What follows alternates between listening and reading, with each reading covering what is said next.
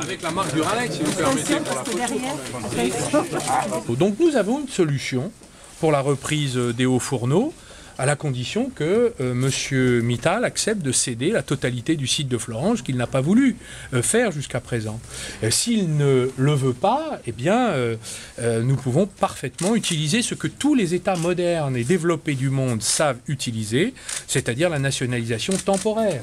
Ronald Reagan a nationalisé temporairement Chrysler, Barack Obama a nationalisé temporairement General Motors, les Allemands ont su, quand il le fallait, certains Länder nationaliser des outils de production industrielle dans leur pays.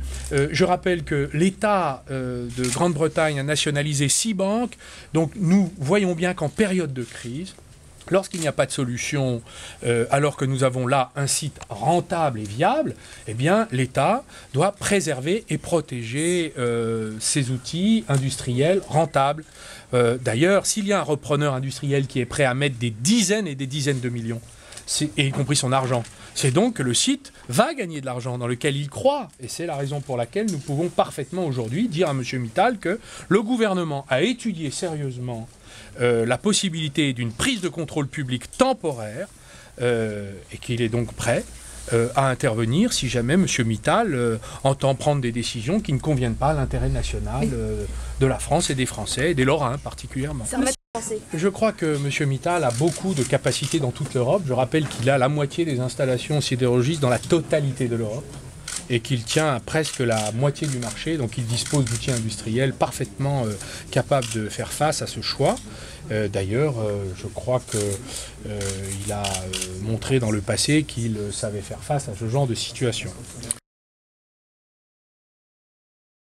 Écoutez, c'est une chose assez simple car l'état de droit, la jurisprudence à la fois de l'Union européenne comme du Conseil constitutionnel permettent de faire les choses très simplement et donc de façon parfaitement respectueuse de l'état de droit, respectueuse aussi des intérêts de M. Mittal, c'est-à-dire par une indemnité préalable et juste qui sera fixée par une autorité indépendante. Nous pouvons parfaitement aujourd'hui procéder à la prise de contrôle public temporaire par l'État, dans le but finalement de sauver l'acier lorrain dont nous avons besoin. Aujourd'hui, le marché est bas.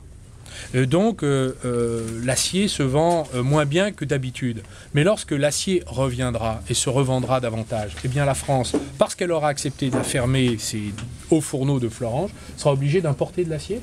Nous ne pouvons pas accepter cette perspective.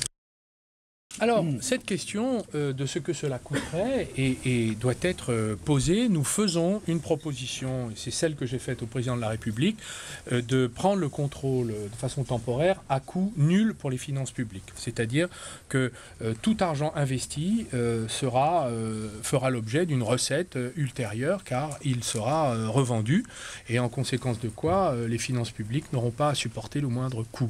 C'est un point important parce que cela démontre une chose, c'est qu'il est possible de gagner de l'argent avec les hauts fourneaux de Florange.